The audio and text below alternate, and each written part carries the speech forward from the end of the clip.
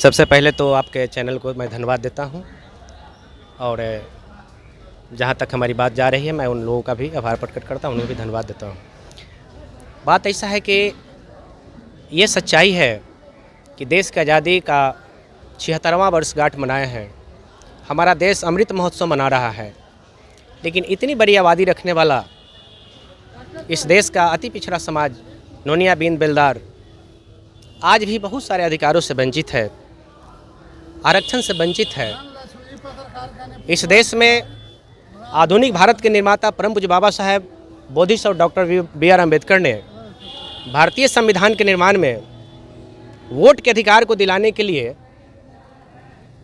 न जाने कितना संघर्ष किए, जिसका वर्णन नहीं किया जा सकता है।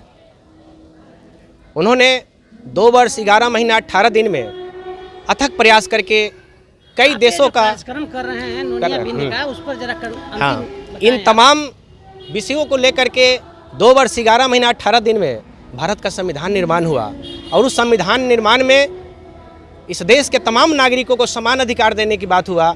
जो वंचित है, अधिकार से वंचित है, तमाम लोगों को शिक्षा के क्षेत्र में, राजनीति के क्षेत्र में, हर क्षेत्र में सबको समान अधिकार का उन्होंने अवसर दिया।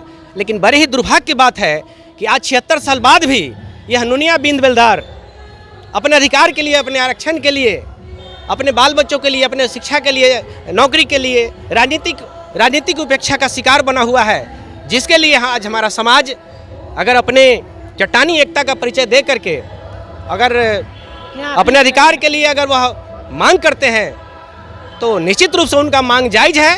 और मैं प्रदेश अध्यक्ष होने के नाते मैं अपने समाज को विश्वास दिलाना चाहता हूं कि जिसकी जितनी संख्या भारी उसकी उतनी भागीदारी। अगर हम इस बिहार प्रदेश में अगर बहुजन समाज पार्टी की सरकार में अगर भागीदारी हुई, अगर हम सरकार बनाने में सक्षम हुए, तो फिर हमें मांगना नहीं पड़ेगा। यह समाज जो आज मांगने की याचक की भूमिका में है, यह देने वाला समाज बनेगा। और भी बहुत सारी जातियां जो उपेक्षित है, सबके लिए हम लोग समान यानी हम सर्वजन हिताय सर्वजन सुखाय के तर्ज पर सबको समान अवसर देंगे और सबको आगे बढ़ने का मौका देंगे। राजनीति के क्षेत्र में हो, राजनीति नौकरी के क्षेत्र में हो, शिक्षा के क्षेत्र में हो, हर क्षेत्र में इस देश के जो संपदा है सब क्षेत्र में हम समान अधिकार देने का काम करेंगे।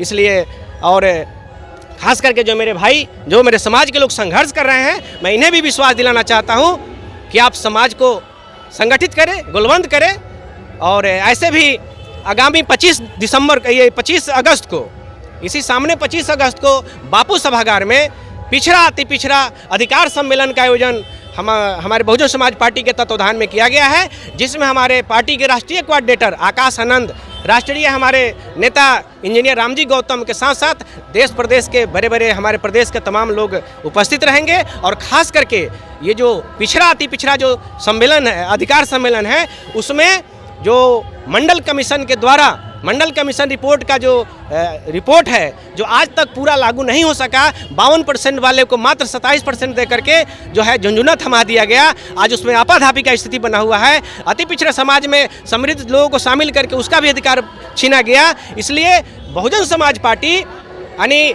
जिसकी जितनी संख्या भारी के तर्ज पर सबको समान अधिकार मिले, इसलिए यह जो सुप्रीम कोर्ट का जो रूलिंग था कि 50% ज़्यादा आरक्षण नहीं होगा, जब 50% ज़्यादा आरक्षण नहीं होगा, यह कह करके माननीय बीपी सिंह ने 52% वाले को 27% आरक्षण दिया। लेकिन आनन फानन में वर्तमान की नीति सरकार जो केंद्र में बीजेपी की सरकार है, जिन्होंने आनन फानन में 10% अपर कास्ट के लिए आपका आरक्षण का उन्होंने प्रावधान किया, तो हमारी पार्टी उसका स्वागत किया। हम भी उनका समर्थन करते हैं कि उन्हें भी आरक्षण मिलना चाहिए। लेकिन जब 10% उन्हें मिलना चाहिए, जब सुप्रीम कोर्ट का बैरियर जब टूट गया, जो बैरियर था वो जब बैरियर टूट गया, जो पार्लियामेंट हाउस जो कानून बनाती है, जब कानून को तोड़ दिया, जब 50% को जब पार कर दिया, तो जिसकी जितनी संख्या है उसके अनुसार उसको आरक्षण तय कर देना चाहिए। शिक्षा के क्षेत्र में, राजनीति के क्षेत्र में, यानी तमाम चहुमुखी विकास के क्षेत्र में उसे लागू किया जाना चाहिए। हमारी पार्टी इस स्टैंड पर खड़ी है।